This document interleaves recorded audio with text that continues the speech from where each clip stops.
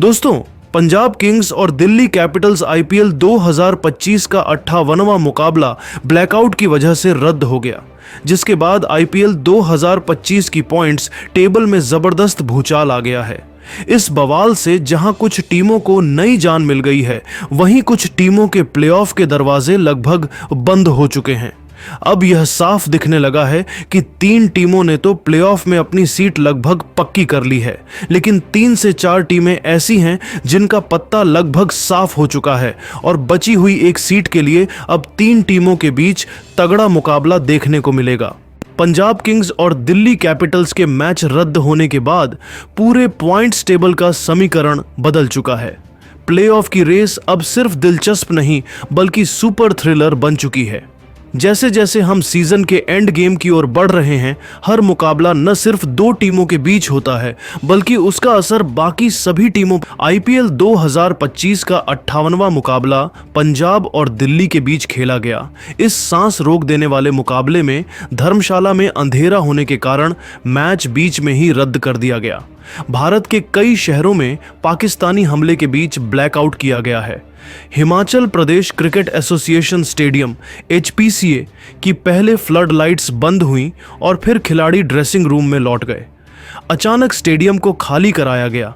मुकाबला जब रुका तब पंजाब का स्कोर 10.1 ओवर में 122 रन था और इस मैच के रद्द होते ही अब पॉइंट्स टेबल का समीकरण और भी रोमांचक हो चुका है।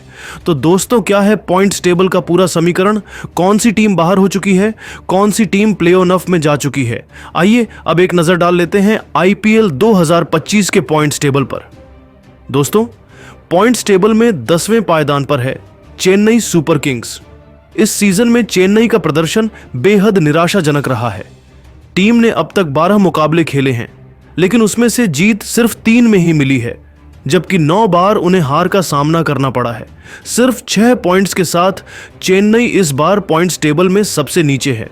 अब चेन्नई के सिर्फ 2 मुकाबले बाकी हैं और अगर वह दोनों के दोनों भी जीत जाएं, तब भी वो सिर्फ 10 पॉइंट्स तक ही पहुंच सकते हैं। और जैसा हम सभी जानते हैं, प्ले-ऑफ में पहुंचने के लिए कम से कम 14 से 16 पॉइंट्स की ज़रूरत होती है। यानी चेन्नई के लिए अब कोई रास्ता नहीं बचा है। वह पूरी तरह से प्ले-ऑफ की रेस से बाहर हो चुकी है। इस सीजन में यह चेन्नई के लिए अब तक का सबसे खराब प्रदर्शन साबित हो रहा है और आने वाले मैच अब सिर्फ प्रतिष्ठा के लिए होंगे। वहीं पॉइंट्स टेबल में 9वें स्थान पर राजस्थान की टीम आ चुकी है। राजस्थान रॉयल्स का हाल भी कुछ खास नहीं है। टीम ने अब तक 12 मुकाबले खेले हैं, जिनमें से सिर्फ 3 में जीत मिली है और 9 मुकाबलों में हार का मुंह देखना पड़ा है। अब राजस्थान के पास सिर्फ 2 मुकाबले बचे हैं और उनमें जीतकर वो अधिकतम 10 पॉइंट्स तक ही पहुंच सकते हैं। यानी उनके लिए भी अब कोई दरवाजा नहीं खुला है।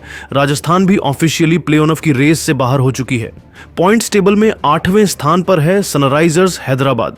उन्होंने अब तक 11 मुकाबले खेले हैं, 4 में जीत और 6 में हार मिली है।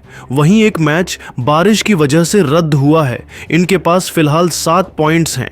हैदराबाद को अब 3 मुकाबले और खेलने हैं और अगर वो तीनों जीत जाते हैं तब भी वह अधिकतम 13 पॉइंट्स तक ही पहुंच सकते हैं। इसका मतलब है कि ये टीम भी अब ऑफिशियल तरीके से बाहर हो चुकी है, क्योंकि आपकी लास्ट उम्मीद 14 पॉइंट्स पर रहती है।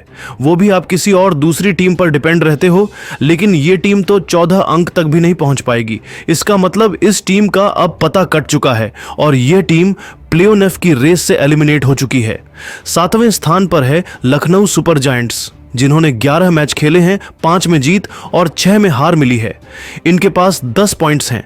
लखनऊ की स्थिति अभी मैथमेटिकली ऑन है, प्रैक्टिकली डिफिकल्ट जैसी हो गई है। अब उनके पास सिर्फ 3 मुकाबले बचे हैं। अगर तीनों जीत जाते हैं तो वह 16 पॉइंट्स तक पहुंच जाएंगे। लेकिन ध्यान दीजिए, उनका अगला मुकाबला RCB के खिलाफ है, फिर गुजरात के खिलाफ। यानी यह दोनों बहुत मजबूत टीमें हैं। तीनों मैच लगातार जितना मुश्किल जरूर है, लेकिन नामुमकिन नहीं।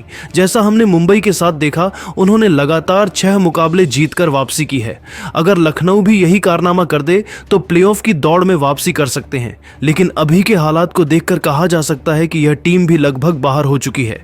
जिसके बाद 6वें स्थान पर आती है अजिंक्य रहाणे की कप्तानी वाली कोलकाता नाइट राइडर्स।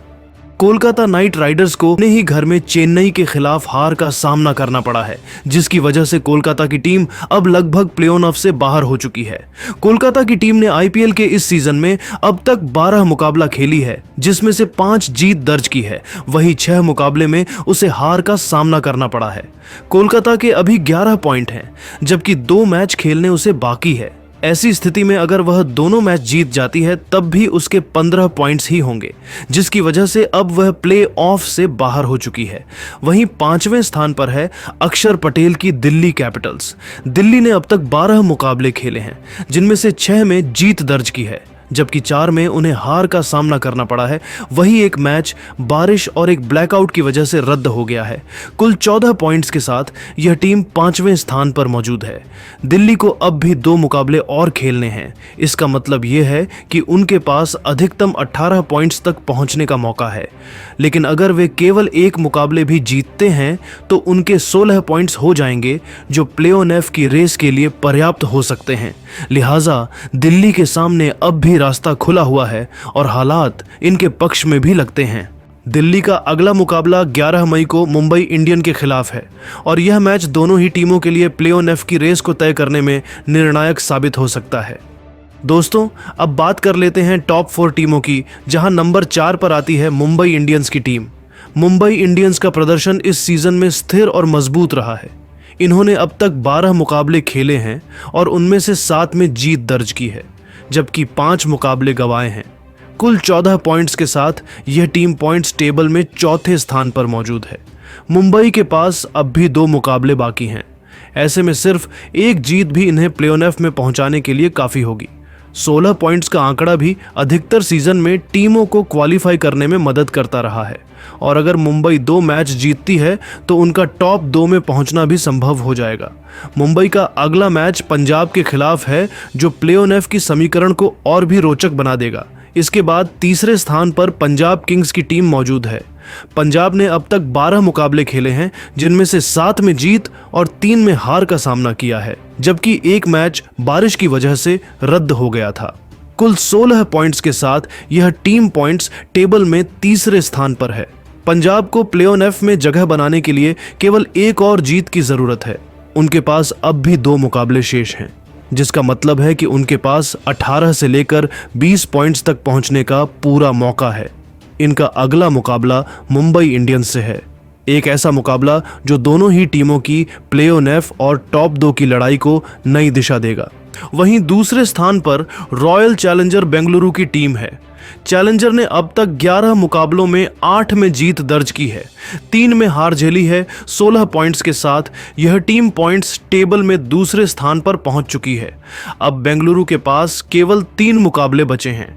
इनमें से सिर्फ एक भी जीत उन्हें प्ले ऑफ में पहुंचा देगी और अगर वे 2 मुकाबले जीतते हैं तो टॉप 2 में भी अपनी जगह बना सकते हैं। फिलहाल इस टीम के पास बेहतरीन नेट रन रेट और संतुलित परफॉर्मेंस है, जिससे उनका आत्मविश्वास भी चरम पर है। अब उनका फोकस टॉप 2 में फिनिश करने पर होगा। पहले स्थान पर आती है गुजरात टाइटंस। गुजरात इस वक्त सबसे मजबूत स्थिति में है। इन्होंने अब तक 11 मुकाबले खेले हैं, जिनमें से 8 में जीत दर्ज की है और 3 में हार मिली है। कुल 16 पॉइंट्स के साथ यह टीम पहले स्थान पर विराजमान है। इतिहास गवाह है कि 16 पॉइंट्स हासिल करने के बाद कोई भी टीम प्ले ऑफ से बाहर नहीं हुई है। इसी आधार पर गुजरात आईपीएल 2025 की पहली टीम बन चुकी है जिसने प्ले ऑफ के लिए क्वालिफाई कर लिया है, भले ही आधिकारिक मुहर लगना बाकी हो। अब इनके सामने लक्ष्य है टॉप 2 में जगह बनाना, जिससे उन्हें क्वालिफायर 1 खेलने का मौका मिले। यदि वे अपने बचे 3 मुकाबलों में से 2 भी जीत जाते हैं तो 20 पॉइंट्स के साथ नंबर 1 पर बने रह सकते हैं। अब निगाहें टिकी है दिल्ली और लखनऊ, मुंबई जैसी टीमों पर, जो अब भी अपनी किस्मत को खुद लिखने का हौसला रखती हैं।